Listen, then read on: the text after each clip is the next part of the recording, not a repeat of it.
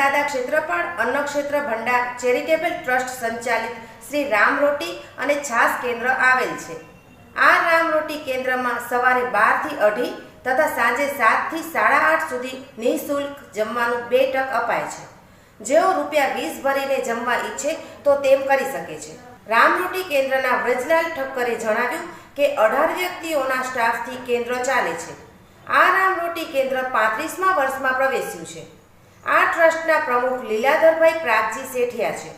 આ કેન્દ્રમાં 33 જિલ્લાના 240 તાલુકાના 70% પ્રાઇમરી તથા 15% હાઈસ્કૂલ અને 1.5% કોલેજના વિદ્યાર્થીઓના પ્રવાસ જ્યારે ભુજમાં આવે છે ત્યારે રામ રોટી કેન્દ્રમાં ₹20 ભરીને સ્વચ્છ અને સાત્વિક ભોજન મેળવે છે।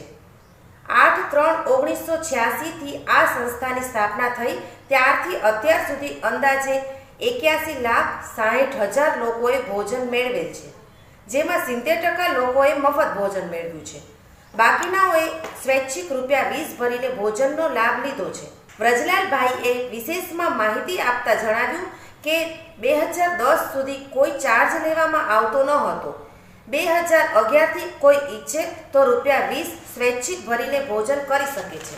રામ રોટી કેન્દ્રમાં રોટલી, દાળ, કઢી, શાક, ભાત, મિષ્ટાન, ફરસાણ, અથાણું અને છાશ અપાય છે। ડુંગળી લસણ વાપરવામાં આવતા નથી। સાંજે સોમવાર અને ગુરુવારે ખીચડી અપાય છે। બધા માટેની રસોઈ કોમન રહે છે। દરેક મિષ્ટાન અમૂલના ચોખ્ખા ઘીમાં બનાવવામાં આવે છે। આ રામ રોટી કેન્દ્રને ચલાવવા માટે અનેક દાનવીરો દાન આપી પુણ્ય કમાઈ રહ્યા છે। મારું નામ વ્રજલાલ બિહારીલાલ ઠક્કર। હું રામ રોટી છાશ કેન્દ્રમાં છેલ્લા 7 વર્ષથી મેનેજર તરીકે ફરજ બજાવું છું। આ સંસ્થા ચાલુ 8/3/86થી થઈ છે, મહાશિવરાત્રિના ત્યારથી કરીને 2010 સુધી ટોટલી ફ્રી ઓફ જમાડતા હતા।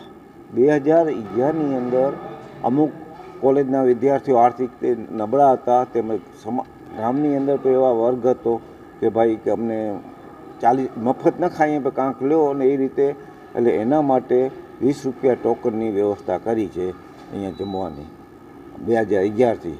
અને બેનો મેન્યુ સરખો ફેર નહીં, અને એમાં આ અમુક વૃદ્ધો છે, એકલા છે, એના માટે ટિફિન પણ લઈ જાય છે, સમજી ગયા ને। એનું ઘરમાં કોઈ કરવાવાળું નથી, એમ કોઈ એકલા હોય ને એ અહીંયા જમી જાય છે, સમજી ગયા। આમ ટોકનમાં અત્યાર સુધી લગભગ 3 લાખ અંદાજે 3 લાખ લાભ લીધો છે। ના આ ઉપરવાળો હલાવે છે। એ રીતે ભુજમાં ચલાવાતા વિશિષ્ટ રામ રોટી કેન્દ્ર કેટલાય ગરીબોના માટે આશીર્વાદરૂપ બની છે। આ સુંદર સંસ્થા ચલાવવા માટે સંસ્થાના પદાધિકારીઓ સ્વયંસેવકો દિવસ રાત જહેમત ઉઠાવે છે।